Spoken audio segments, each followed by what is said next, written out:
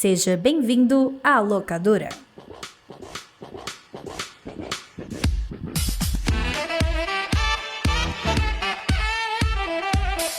Bem-vindos à locadora do Nicolas, a sua investigação ordenada e sazonal do audiovisual internacional. Eu sou o JP Martins e eu estou aqui para apresentar a vocês o mundo espetacular. Não, esse é outro podcast, né? Cinema, cara, filmes, bem legal. Bem-vindo à nossa locadora aqui. Vamos pegar uns filmes aqui aleatórios que nós, os balconistas, vamos te oferecer, porque a gente não tem mais nada pra fazer além de oferecer filmes. É o nosso emprego numa locadora. Rude. Eu. Não sei, fala alguma coisa aí, cara. Alguma coisa aí, JP, eu acho que é o primeiro documentário, né? A gente vai falar de algo diferente. Acho que a gente nunca falou disso, né? Não é a primeira vez que falamos de documentário, não. Porque cacete. O nosso segundo episódio do podcast Nicolas é sobre o documentário... como é que chama? The Death of Superman Lives. What Happened? A morte de Superman Lives, o que aconteceu. Verdade. Eu tava pensando se a gente já tinha falado de algum documentário, eu não lembrei desse. Ou seja, minha memória é terrível. Falamos, Não sei se a história do palavrão conta como documentário. Acho que... Não sei. Acho que sim. É, Doc. Acho que sim. É, Doc, né? Doc. É. PJ, puxa o assunto aí. Eu achei estranho. O Rudy falou que a gente ia falar de documentário hoje. Isso. Mas não era Shrek, o filme que a gente ia assistir? Nós vamos falar do filme Shrek. Não, seus idiotas, vamos falar do filme Shirkers, o filme roubado, documentário de 2018, sobre um filme que foi roubado. Não é mesmo? E o filme se chama Shirkers. Shirkers. E nós vamos falar de Shirkers por quê? Porque o conceito desse podcast é que todo episódio, eu não vou dizer aqui uma frequência, porque eu não sei ainda se vai dar certo, né, os 15 anos dias, mas todo episódio a gente traz um filme de nossas indicações, seja ele um filme que a gente goste muito, seja ele um filme que a gente queira ver muito, seja ele um filme que a gente ouviu falar, seja ele um filme que a gente viu o post e achou bonito, seja ele um filme que alguém indicou pra gente. A gente traz e assistimos e discutimos como três pessoas civilizadas raramente fazem. Sim. E certo, o filme de hoje foi uma indicação minha e eu trouxe ele pra cá por quê? Porque é um filme que PJ indicou no podcast, Iradex Podcast, saudoso, em algum momento de sua vida, e eu não lembro quando foi. Vamos olhar quando foi esse episódio aqui. Sabe quando foi? Vou te ser exato. Por quê? Porque eu fui ouvir esse podcast pra ver se minhas opiniões iriam se manter ou coisas do gênero. Sabe quando é que ele foi ao ar, Jota? No dia 9 de fevereiro de 2019. Nossa, não, tu tá de brincadeira. Não estou brincando, pode procurar. Exatamente 4 anos Só atrás. apontando aqui pra quem tá ouvindo, datando esse episódio que a gente tá gravando aqui hoje, a gente tá gravando no dia 9 de fevereiro de 2023. Então foram exatamente 4 anos atrás que esse podcast foi ao ar. Eu achei uma graça. A gente ia gravar ontem, mas teve imprevisto, né? A gente remarcou pra hoje, eu achei mais legal ainda. Obrigado, Bel, por torcer o pé e atrasar um dia. Eu tô um pouco chocado com essa coincidência. Eu não me tocava dessa, não. Foi exatamente no dia 9. Por quê, cara? Acho que todo mundo aqui já viu, todo mundo tá revendo. E eu não lembrava desse podcast que o PJ indicou. Porque na minha cabeça, quem me indicou esse filme pra eu ver foi o JP. Eu gravei o Caio, o Anderson e o Alex quando eu estava aqui. Alex Nunes. Alex Nunes? Era, né? Alex Nunes. O queridíssimo Alex que tava aqui, ele indicou o livro O Alto da Maga Josefa. E aí a gente indicou esses dois, o Shirkers e o Alto da Maga Josefa. Foi muito legal a gravação, o Alex é um querido. E aí eu achei fantástica essa coincidência. E, Rudy, eu acredito que você acha que fui eu, porque eu indiquei pra caralho assim pra todo mundo quando eu vi. Foi. Sim. Mas eu tava vendo aqui no meu Letterboxd. Sabe quando foi que eu vi? Quando? 1º de agosto de 2020. Nenhuma relação com nada aqui. Nem nada a ver com a data de hoje. Eu só queria mudar de assunto. Eu vi esse filme nesse 1º de agosto de 2020, uma época que eu estava vendo filme para um caralho. Esse filme que eu vi 1º de agosto de 2020 foi meu filme 96 de 2020. Então, ou seja, eu tava vendo filme pra porra. Tava no miolinho da pandemia, né? Miolaço. Era. E é um filme que me emocionou muito. Porque é um filme que fala de duas coisas que eu gosto muito, que é cinema e amigos. Nossa, que bonito. Que bonito. Eu não sabia que você gostava dos seus amigos, Jota. Sabe que você gostava do cinema. Que é isso, cara? Deixa eu conversa. O JP é um cara super amigo. Assim, depende, né? Depende do amigo, né? Depende do filme. Mas, assim, o que é o filme? É um documentário sobre uma moça que, na adolescência, fez um filme com um monte de amigos lá em Singapura. E ele provavelmente seria um filme que seria um marco para o cinema singapuriano? É isso? Singapuriano ou singapuriense? Muito obrigado pelas opções, PJ. O cara sabe demais. E ele seria um marco no cinema de lá se não fosse um imbecil, um maluco, um perturbado, que roubou o filme. Por seus motivos escusos. E a história é essa moça que fez esse filme com esse cara lá nos anos 90, começo dos anos 90, ela hoje já adulta.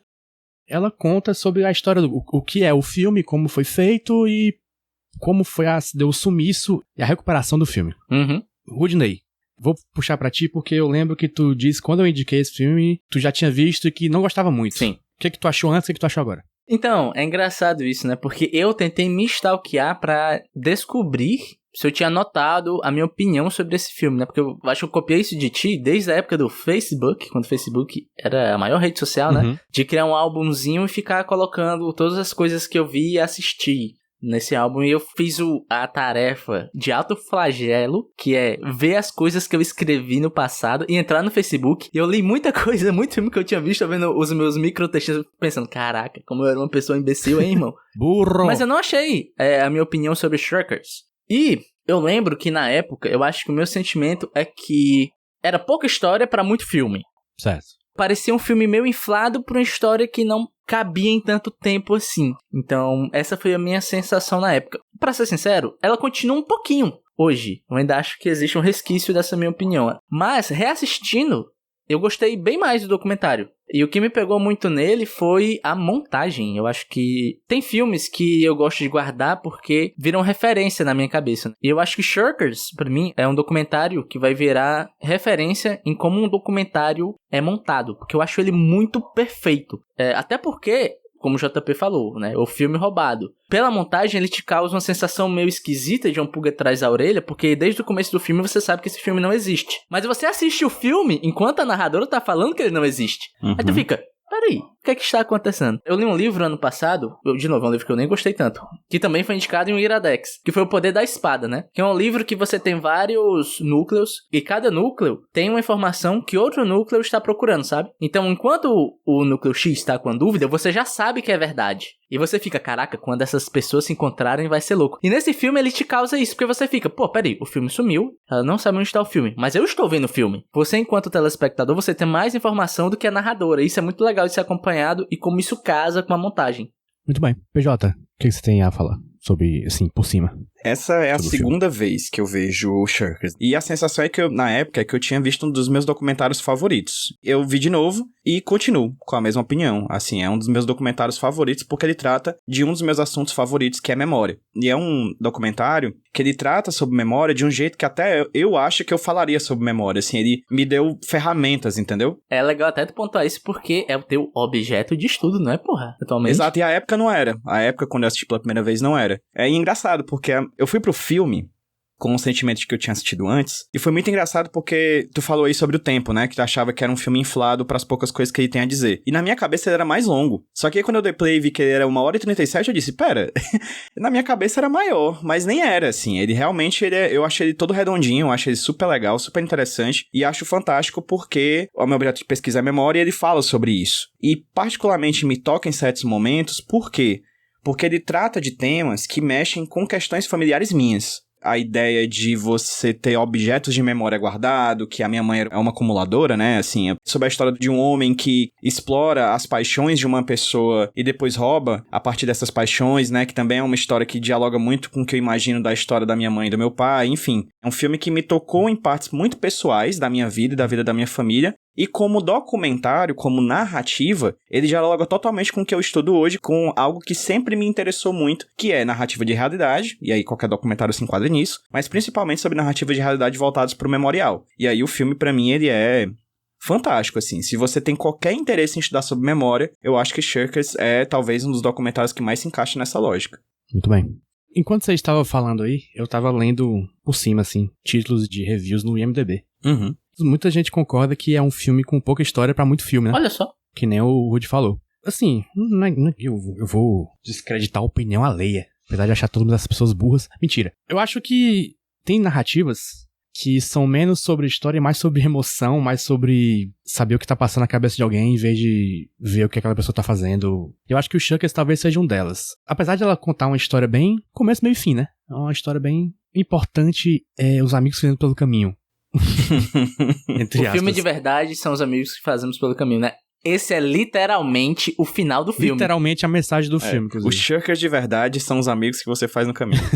É mais um documentário pessoal, né? Eu lembro de um documentário brasileiro que é bem assim também, que é o Helena. Vocês já assistiram Helena? Não. Que é um documentário que a diretora fez sobre a irmã dela. E, tipo, por que alguém quer saber sobre a irmã dela? Não importa. Mas sim, é legal. É um filme que ela resolveu fazer e é uma história dela mesma, com a irmã dela e... Foda-se se é importante, se é relevante, ou se tem algo a ser dito ali maior do que apenas a presença da irmã dela, a importância da irmã dela na vida dela. Assim como esse filme aqui também. E tem uma coisa muito específica desse filme, Jota, que eu acho que a diretora se chama Sandy Tan, né? Que eu acho que ela nem tinha esse intuito, na verdade, quando ela grava o Shirkers lá atrás. Ela conta a história dela por meio desse filme Shirkers, que é um filme meio surrealista, mas ela acaba também contando, sem querer, a história do país dela, que é uma história de um país que foi colonizado por britânicos, depois viveu numa ditadura, e agora é um dos países mais ricos do mundo numa economia liberal. Eu acho super interessante como ela faz isso. E aí eu aponto pro ponto forte que o Rudy falou, que é a montagem. Aqueles momentos em que ela deixa o filme respirar e Singapura ser o protagonista por alguns poucos segundos, alguns poucos minutos. E ela faz isso muito bem. Acho que a montagem do filme realmente é excepcional por juntar coisas tão distantes no tempo, mas tão unidas conceitualmente. Sim, só acrescentando, o PJ, e também acrescentando o que o JP falou, que nem tu falou, Jota, a chave desse filme é que é uma história pessoal, em sua grande parte. Eu falo isso porque eu também dei uma olhadinha rápida em algumas reviews, mas eu olhei no Letterboxd. Porque eu fiquei curioso, por que eu não gostei na época? Eu tentei reviver essa minha memória, olha só, e não achei. Eu fui ver se eu conseguia achar um sentimento parecido com o meu. Eu caí numa review de um gringo, e ele falou que achou a personagem principal muito egocêntrica. Com certeza. Eu lembro que ele falou assim, ela trata esse filme como se fosse o maior filme já feito, que, né, esse potencial gigante e tal. Mas, cara, tudo bem, essa é a visão das pessoas que estavam ali envolvidas. Esse filme poderia ser horrível, mas na cabeça daquelas pessoas foi importante. Então a chave pra esse filme, e que eu acho muito interessante, é você ver como fazer essa obra impactou a vida dessas pessoas, na cabeça dessas pessoas. Então eu não consigo ver um filme egocêntrico. Consigo ver um filme honesto sobre o que aquelas pessoas acham da sua própria produção. Isso, assim, até pensando enquanto pessoa que produz podcast, produz conteúdo, eu me identifiquei um pouco com isso. É aquela coisa, o podcast Nicolas é meio que um filho, é pra gente, tá ligado? A gente passou 4 anos dentro da parada, a gente passou 4 anos interagindo por conta desse podcast. Deixa de ser só um produto e vira parte da gente, parte da nossa história. Daqui a 40 anos, se a gente estiver vivo, espero que sim, a gente vai estar falando, meu neto hipotético que talvez não exista. Quando eu tinha 20 anos, eu passava o domingo inteiro editando um podcast, olha que loucura. Escuta aqui, ó, sabe? É parte da gente, o podcast, como esse filme também é parte dela. E por isso que dói tanto ela nunca ter visto o filme, nunca ter confirmado nada sobre o filme, porque ela sente que perdeu algo dela, né? Isso é uma coisa que o PJ falou, que como fala de Singapura. Não sei vocês, né? Mas eu não sou o maior conhecedor da história de Singapura. Eu vou chutar aqui num raio de 20 km quadrados, não tem ninguém que seja. E uma coisa que eu fiquei na minha cabeça assim, caraca, que engraçado, todo mundo fala um inglês tão bonito. Pois é. Né? Aí que eu fui abrir o Google e pesquisar, foi colônia, inglês. Tá, então faz sentido. Então até nesses detalhezinhos você percebe que existe algo atrelado à história daquele lugar, né? E o filme, tanto o filme que ela fez, quanto o documentário, fala muito de lugar, né? E pegando o que tu falou, Rudy, sobre o egocentrismo, essa coisa da centralidade na figura da Sandy Tan, eu acho que o filme, e aí eu pego outro adjetivo que você usou, que é honesto, em demonstrar que o filme, ele é feito por adolescentes, né, cara? Sim, e assim, exato. Existem coisas na vida que a gente só consegue fazer quando é jovem porque a gente é completamente sem noção. E aí o filme, ele é basicamente o resultado disso. Esse egocentrismo é o egocentrismo que qualquer adolescente tem. E aí o filme é basicamente a perda desse egocentrismo. É a perda de um objeto que era, pros adolescentes que estavam fazendo aquele filme, o melhor filme já feito na história. Somente adolescentes achariam isso. E aí todos ali é um grupo de jovens que todos estavam achando que estavam revolucionando o cinema mundial. E aí, do nada, eles perdem isso. E eles perdem junto com isso essa inocência que só jovem tem. E aí eu acho que o filme ele é muito honesto em tratar isso. É legal porque não é só a Sandy Tan, ela traz as outras pessoas do grupo. Isso é importante. E você percebe que todas elas perderam algo, perderam um pedaço delas naquilo tudo, né? Um homem conseguiu tirar um pedaço da vida de várias pessoas. E você percebe, quando ela começa a analisar a figura do George Cardenas, que é esse cara, você percebe que, na verdade... Cardona, perdão. George Cardona, você começa a perceber que, na verdade, era uma atitude comum dele. Era uma atitude comum dele ser essa pessoa vampiresca que vai lá, suga as energias, suga o tempo, suga os sonhos e vai embora. E outra coisa, É bom tu ter falado das amigas que fizeram o filme junto com ela, porque as amigas também são autocrítica. Porque várias delas falam, pô, mas tu era meio chata quando tu era jovem, né? Insuportável, egocêntrica, chata. Tem até uma que fala que achava que elas eram inimigas. Acho que ela que fala na narração. Não, é a própria Sandy que fala que ela se achava inimiga da outra Aí menina. a menina fala, tá maluca? Eu nunca assistiu isso. É bom. E eu adoro essa coisa do filme, Rudy J. De o tempo inteiro tá aparecendo o microfone, boom. Lá atrás tá o reflexo da Sandy. Isso eu acho massa. Aí tá a hora, passa um gato por trás da pessoa. E alguém bota um café em cima da mesa. Tipo, eu adoro esse documentário que não parece Discovery Channel, assim, sabe? Que mostra o tempo inteiro que, na verdade, existe uma equipe por trás. E isso não é porque tá errado, é porque tem uma equipe por trás. A equipe é a diretora, a equipe é a Sandy, a protagonista. É interessante ver como o filme, ele, mesmo nessas coisas banais de uma entrevista tete-a-tete que a gente vê em todo documentário, ainda assim ele é inovador. Deixa eu só apontar uma coisa, PJ, que é muito importante você ter falado que aparecem gatos nesse filme, porque eu abri o IMDb da Sandy e o último crédito que ela tem é como produtor executivo de uma série de TV da Netflix chamada Cat People. Então, ó, foi o foreshadowing. Eu acho que essa coisa que o PJ falou de sempre mostrar a equipe acaba por destacar um contraste ao comportamento do George Cardona, que é esse tal desse cara que dirigiu o filme original e roubou, tomou pra si e matou o filme com ele, né? A história do filme, basicamente, é que esse George Cardona era um, sei lá o que ele era um professor, né? Era um professor Isso. de um curso de cinema. E essa galera era todos alunos dele e amigos de alunos e etc. E aí ele se junta com essa menina que é a mais, sei lá, ideológica não é, como é que fala? Qual é a palavra que eu tô Empolgada. procurando?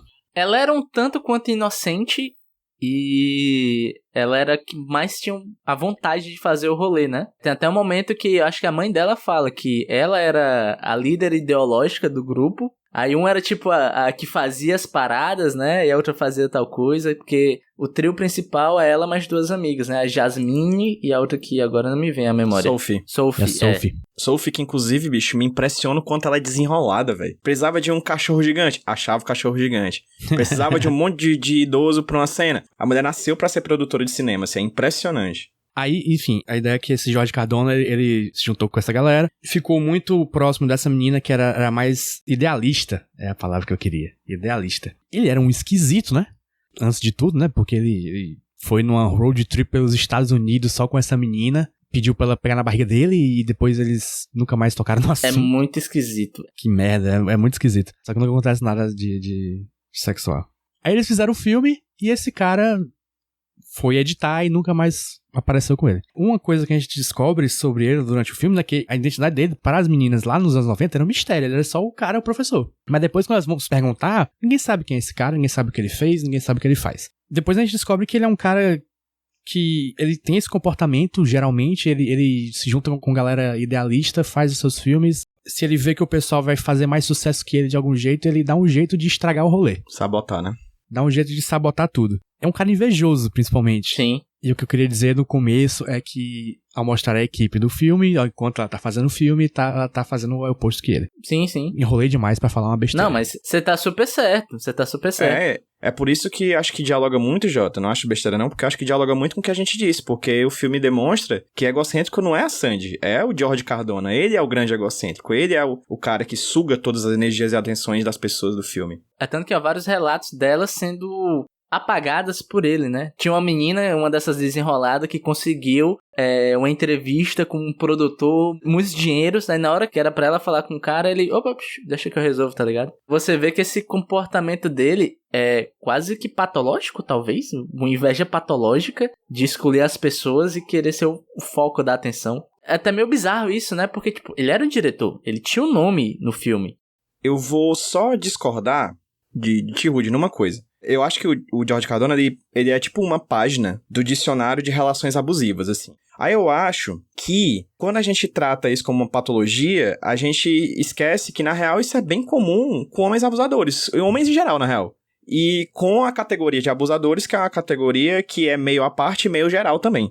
Por isso que eu falei pra vocês no começo da nossa conversa, que esse filme me tocou de forma muito pessoal, porque isso dialoga muito com a minha vida pessoal, assim, expondo um pouquinho aqui. Essa coisa do homem que chega na vida da mulher suga a energia, suga o tempo, suga os recursos e depois vai embora, dialoga muito com meu pai, por exemplo. Meu pai foi uma pessoa que entrou na vida da minha mãe tinha casa própria, e quando ele foi embora da minha vida, minha mãe vivia de aluguel e só se recuperou financeiramente das burradas, não é burrada não, dos planos, na verdade, do meu pai há pouquíssimos anos atrás, com muito esforço. Então, é muito comum, na verdade, eu acho, nas relações abusivas, essa figura desse homem, que é encantadora, e na real, são homens, né, atitudes de homens que fazem você se sentir no centro do universo, mas na verdade o centro do universo é só ele, porque ele tá fazendo isso como uma estratégia pra conseguir cooptar as pessoas pelas paixões, e eu acho que isso não tem nada mais covarde, sabe? Eu acho que é uma das atitudes mais covardes de qualquer pessoa. Aí você pode colocar homens abusivos, mulheres abusivas, patrões, patroas, chefes de empresa, você pegar uma pessoa pela paixão, pela coisa que ela ama e explorar ela no seu tempo, na sua energia, financeiramente, eu acho uma das atitudes, tipo, mais vampirescas que pode se fazer, assim, porque a gente não escolhe nossas paixões, a gente não tem como controlar as coisas que a gente ama. A Sandy não tinha como controlar o amor dela pelo cinema. E esse cara utiliza isso, esse amor que as pessoas têm por uma linguagem artística que é o cinema, e isso em série, você consegue ver nas meninas, mas ela vai entrevistar outras pessoas também, que ele se relacionou no decorrer da vida, e você percebe que ele é um cara que adora isso, adora utilizar as pessoas para os seus próprios planos. Adorava, por Papocô, foi de Olavo. Foi de Shirkers. Foi de Shirkers, né? Não, mas só uma coisinha, o PJ, é que eu acho que patológico não era a palavra que eu tava buscando. Na real, certo. Eu acho que o comportamento dele é sistemático. Isso, e o filme, exato. ele demonstra bem isso quando ela interage com outras pessoas que foram tocadas por esse cidadão, né? Tipo, a viúva dele é uma personagem, ela, tanto que ela não quer nem se identificar no filme, né? Tem outro cara que fez outro filme com ele e também desapareceu tudo de equipamento, ele tinha uma produtora. Uma amiga dele lá que disse que ficou 5 anos trabalhando pra ele, Sim. depois terminou 5 anos, ela disse, como é que eu fiz isso? Por quê? Ela nem se deu conta. O que essa amiga dele fala, inclusive, é que ele tem um talento pra fazer as pessoas trabalharem pelo sonho dele, né? Uhum. Exato. É o Bolsonaro do cinema, né? Cara, e história de professor abusando de aluno é um negócio banal, assim, todo tempo tem, assim, você vê aos montes, né? Não tô dizendo que é normal e que é bom, mas é só que acontece aos montes, essa figura paternalista de um professor que é encantador e que se utiliza disso pra demonstrar que você é o centro do universo, isso é muito comum e é sistemático, como tu falou, Rudy. E é interessante como esse filme, ele explora essas questões e demonstra que não, jovenzinha, você aí, que seu professor 30, 40 anos mais velho tá dizendo que você é linda, fantástica, maravilhosa, presta atenção, né? E essa sensação de estranheza que eu senti no primeiro ato, eu acho ela muito bem utilizada porque documentário, a gente sempre brinca do show don't tell, e documentário geralmente é muito tell, porque você tem que trazer informações, dados e tal. Eu acho que é um uso muito inteligente de como mostrar que essa relação é estranha sem falar que é estranha, abusiva no caso, né? É fazer você que tá acompanhando ela dar o relato se sentir incomodado com o relato. Porque aparentemente não está acontecendo nada de muito estranho. Ela fala, pô, a gente andou de carro, a gente foi pra tal canto. Só que a sensação que a montagem, que a narração te dá, é o que denota de que essa relação dessas duas pessoas aqui não é legal. O próprio Jorge Cardona ajudou muito nesse documentário ao só se comunicar com as pessoas através de fitas de áudio, né? Muito esquisitas. Isso é um sinal de uma pessoa esquisita, né? Ele só mandava áudio. Em 1992, né? Que é pior. Não, porra. Parece que a qual momento ele vai falar, qual a cor da sua calcinha? Manda áudio pelada, sei lá, manda áudio pelado. É aí que eu admiro parte do trabalho da Sandy. Porque, cara, ela tinha isso tudo, sabe? A gente viu um filme de 1h37, imagina o tanto de informação que essa mulher tinha na mão pra fazer um filme desse tamanho, assim. Agora ela tem que fazer o documentário do documentário. É, o Meta Shirkers. Mas olha só, eu tenho uma pergunta aqui. A gente tá falando de montagem e tal, mas existe emoção, né? E eu fui conferir a review de JP Martins. Ih, rapaz. E o JP afirma aqui que é um filme que fez ele chorar. Então, JP, conte mais essa emoção. Em que esse filme te pegou emocionalmente? Isso tem 2 anos, eu não lembro de chorar. Tem 3 anos, quer dizer, eu não lembro, sinceramente. Hoje, não chorei. Então, não posso falar sobre isso. Mas eu acho que essa coisa da história de amizade me pegam muito. Eu conheço gente que fica muito afetada por história de irmão, por história de casamento, de divórcio, de cachorro. O que me pega é a história de amizade. E essa aqui é uma história sobre amigos fazendo coisas legais, coisas que eles amam e se juntam pra realizar um sonho. Cara, isso é muito legal, pô. Não tem como não se emocionar. E realmente esse finalzinho, onde a gente já falou, né? O final é o verdadeiro Shirkers, são os amigos que fazemos pelo caminho, mas é muito bonitinho, porque É um filme sobre crescimento também. É engraçado você notar que, tipo, elas fizeram filmes, todo mundo em Singapura, todo mundo junto. E na atualidade, nas entrevistas, uma tá morando em Nova York, a outra tá em Singapura, a outra tá não sei aonde e tal. É curioso você ver ela revisitando essas memórias, que ela até fala que hoje em dia é muito difícil você encontrar seus amigos. Todo mundo tá separado, todo mundo tem trabalho. Mas o filme é o momento onde eles sempre vão se lembrar de estar juntos. Então isso é uma parada que me pegou também, porque, queira que não queira, eu sou uma pessoa geograficamente distante das pessoas que eu gosto, né? É tanto que consigo contar nas mãos quantas vezes eu vejo o PJ no ano, por exemplo. Mas sempre estamos web juntos. Então é muito curioso você notar até esse fenômeno tecnológico das internets, como eles mudaram a relação. Porque, porra, quando esse pessoal parou de se conversar, parou de estar no mesmo lugar geograficamente nos anos 90, 2000, como manter uma amizade desse jeito? Uma pessoa em um país e outra no outro, né? E é muito bonitinho esse momento de amizade que eu não chorei, mas eu fiquei, tipo, levemente tocado com esse discursinho dela. Só pessoas geograficamente prejudicadas, entendeu? Exatamente, só os pacatubers. Uma coisa também que a Sophie fala durante o filme, que é ela nunca mais teve uma ligação tão grande quanto com as pessoas que ela fez aquele filme. Elas se juntaram naquele projeto, naquela pedaço da vida delas, né? Tiveram uma ligação muito intensa que mesmo que hoje em dia não seja igual, eles ainda têm aquela ligação, porque, apesar do filme não existir, é algo que existe, como ela fala, na mente delas, no coração delas. E isso é muito massa. Acho um conceito legal esse tipo de conversa aí. Eu achei muito bonito. É o do terceirão pra vida que deu certo, tá ligado? O terceirão pra vida que deu certo, exatamente. Eu gosto muito como o filme parece meio como uma sessão de terapia da Sandy também. Total. Pra se curar de uma ferida aberta que nunca foi fechada porque nunca teve final. E aí é muito simbólico, inclusive, que ela consegue fazer isso depois da morte do ladrão. Tem uma parte que eu acho fantástica no filme, eu acho que é a frase mais bonita, inclusive, que ela faz o filme quando ela é jovem, depois ela se torna crítica de cinema, e depois ela vai fazer faculdade de cinema. Aí ela fala assim, abre aspas, a minha vida foi de trás pra frente. Primeiro eu fiz um filme, depois eu virei crítica de cinema, depois fiz faculdade de cinema. E é isso que acontece quando a gente não tem um mapa. Né? Acho isso fantástico, cara. A ideia de que a vida acontece, mas no filme você pode organizar a sua vida. Você pode fazer o caminho contrário das coisas. Em vez de você ter um plano e fazer, você vive, depois você faz o plano, depois você faz um roteiro, depois você organiza e você monta um filme. Eu fiquei muito emocionado porque eu acho que parte considerável das nossas vidas, as minhas, as de vocês, de todo mundo que tá ouvindo a gente, de todo mundo que existe, é nunca saber e nunca ter a oportunidade de fechar certas feridas que foram abertas na vida. Ela conseguiu fechar uma. Porra, tem tanta coisa na minha vida que eu deixei em aberto que eu nunca vou ter a oportunidade de fechar, e aí ela vai e consegue fazer isso. Também é um aspecto interessante. Sim. E além de... Tu falou coisa do mapa, né? Além de ela não ter um mapa, um cara foi lá e resolveu queimar todos os mapas mais perto dela. Isso. O cara rasgou os mapas que ela podia, né? Seguir. E é isso, gente. Falamos bem aqui do filme, falamos o suficiente. Se você for curioso pra assistir, vai lá no Netflix. Esse filme é um original Netflix, eu acho. Tá lá faz muito tempo, então acho que é original, sim. Vê lá. Shirkas, escreve Shirkes. Escreve o filme roubado que isso aparece. Então, vamos aqui pra nossas notas. Lembrando que o nosso sistema de notas aqui na locadora do Nicolas é um pouco diferenciado devido ao fato de Nicolas Cage não estar em nenhum desses filmes. Então, todos os filmes automaticamente perdem um ponto. Eu vou começar com a minha. Eu dou pra ele uma nota 8 de 9. Se fosse de 10 era 9. Por causa de tudo que eu já falei. Não vou repetir, não. PJ, qual a sua nota? Minha nota é 9 de 10. É o máximo possível que um filme conseguiria ser o Nicolas Cage. Pô, verdade. Então é 9. 9. Ok. Né? Então pra mim é o filme 9. Porque realmente é um dos meus documentários favoritos e é isto. É o meu documentário favorito, com certeza.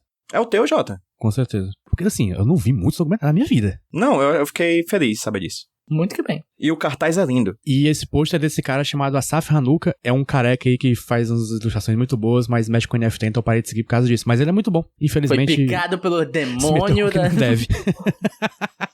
É. Enfim, o pôster foi uma digressão aí. Não, mas é um pôster muito bonito mesmo. É um pôster que dá vontade de ter no quarto. Dá demais, eu teria. Eu continuo sendo o que menos gostou do filme, eu vou dar pra ele uma nota 6,5. Pô, ela cita muitos filmes, tem até uns filmes que eu anotei aqui pra assistir depois, tá ligado? Senti falta de uma referência Nicolas Cageística. A gente fala disso depois. Ela referenciou o filme do Nosferatu, uma ligação aí, porque o Nicolas Cage, ele produziu um filme que fala a história da gravação do Nosferatu. Porra, caralho. Que é A Sombra do Vampiro, que ela referencia o Nosferatu dos anos 70, com o Klaus Kinski. Se não à toa, o JP é unicólogo, né? Mas antes de mais nada. Mas é isso. 6,5, eu acho que é um filme que tem muitas virtudes. Como eu falei, é um filme que vai ficar de referência pra mim, em quesito de montagem. E o Shirkers, o filme, é muito curioso. É um David Lynch, né? É engraçado. É um David Lynch adolescente, Sim, né? e muito bonito, caralho. Que lance que o PJ às vezes fala, né? Pô, a fotografia é bonita ou o cenário que é bonito demais? Mas aí 6,5, cara, apesar de não ser um documentário que eu tenha me enchido tantos olhos, realmente é um bom filme e é uma boa assistida.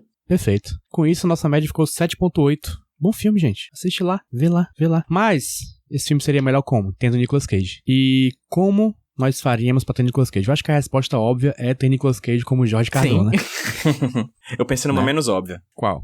Eu acharia massa se ela conseguisse achar o Nicolas Cage tivesse trabalhado com o George Cardona e o George Cardona tivesse roubado alguma coisa do Nicolas Cage, tipo a Action Comics dele. Não, aquela história que o Nicolas Cage ia botar uma produtora e deu dinheiro pra Tesla, quem passou dinheiro pra Tesla Exato. foi o Cardona, pô. Foi o George Cardona, pô. Foi.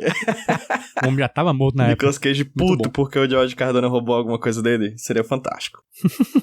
Imagina só, a gente tem um Shirkers, um documentário do Shirkers. Falta ter agora a adaptação pro cinema do filme roubado, tá ligado? E eu tô com o JP. Nicolas Cage seria um excelente George Cardona. Ou seja, Nicolas Cage faria um excelente filha da puta no cinema, né? Numa Sim. adaptação narrativa, Sim. né, desse documentário. Exatamente. Verdade. Seria um filme chatíssimo. Seria. Agora, pra encerrar de vez o assunto Shirkers, nunca mais falarmos nesse filme nas nossas vidas, indicações de filmes baseados, de algum jeito, na sua experiência com Shirkers. Eu vou indicar The Fabelmans. Os Fabelmans, filme do Spielberg, também é um filme sobre jovem fazendo filme, e essa é a ligação básica que eu dei aqui, porque eu não tô muito afim de pensar muito além disso, não. PJ, tem alguma indicação? Tem que ter, né? A gente é obrigado, né? Tem que ter, Tem né, indicação? amigo? Tem que ter. Então, tô aqui, obrigatoriamente indicando um dos meus documentários, uma série de documentário que eu adorei, também da Netflix, que é Making a Murderer, Fazendo um Assassino, que é uma série documental que tem 2 temporadas já, que narra a história de um homem que foi acusado de um assassinato extremamente violento, pega a prisão perpétua e a série vai analisar se de fato ele cometeu ou não esse crime. Mas eu lembro de ter assistido a série inteira num feriado de Natal, do dia 24 pro 25, assim, foi bem energia lá em cima esse meu Natal. Eu tive que assistir porque eu simplesmente não consegui parar. Achei uma série fantástica, Making a Murderer, oficial, Netflix. Qual é a ligação com Shirkers? Eu quero que você ligue aí. de É alguma documentário e Netflix, pô. forma. Pô, verdade. Pronto, muito é bom, suficiente. muito bom. Não, Ora. perfeito, perfeito. Ora. Cara, me veio muitas coisas na cabeça. Eu nunca penso na indicação com antecedência. Eu deixo vir na hora. Então eu vou indicar 3 coisas. Uma, que é um documentário que envolve amizade e que eu não lembro, mas é outro documentário que eu sinto que foi o JP que me indicou, que esse é um dos meus documentários preferidos, que é o Twinsters. Twisters, muito bom, Twisters. O Twinsters é do caralho. Se você quer um filme um good movie, tá ligado? Um filme pra você ficar alegrinho, Twinsters. Twisters eu também peguei essa indicação do Foi do Iradex, né? Iradex, então, que eu peguei. Mas o outro filme que eu vou indicar é um filme recente, é um filme que fala de amizade, e uma amizade máscula, com peito gigante, abdômen trincado e bigodes, e eu vou indicar RRR. Ah, ok. Aí, pô. O maior bromance que eu vi em muito tempo de minha vida, e é do caralho. Eu vou indicar um filme mais antigo, que eu fui pensando em amizades e eu lembrei desse filme aqui, que é um filme com o Robert De Niro e o Robin Williams. E esse é pra você chorar, você chora com esse, depois assiste o Twinsters pra ficar feliz, e assiste o RRR pra você dançar e querer acabar com o império colonizador inglês. O filme que eu vou indicar se chama Tempo de Despertar, Robin Williams e Robert De Niro. Robin Williams faz um médico que tá tratando de uma galera que tá em estado catônico, então com a... catônico que chama? Catatônico, isso.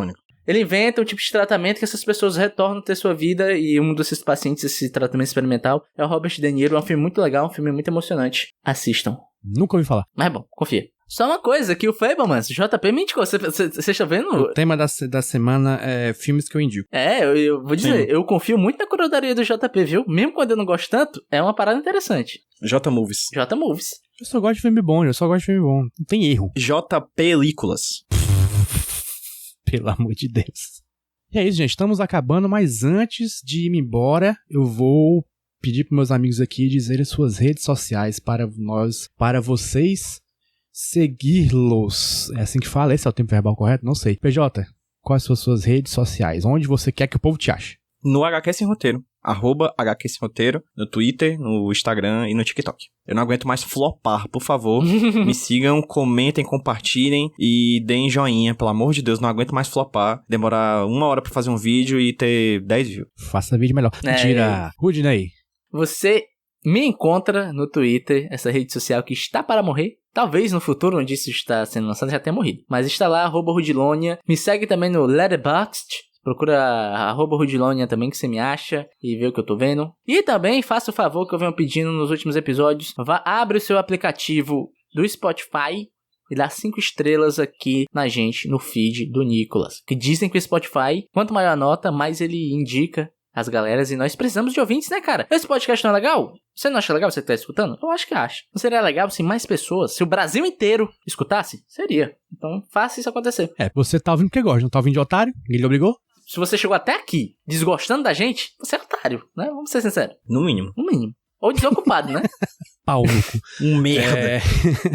E a mim vocês encontram em @JumboPaulo no Twitter, no Instagram. Vocês me acham lá no Letterboxd como JP_Martins ou JP Martins, sei lá, você procura lá uma cabeça de dinossauro voador sou eu.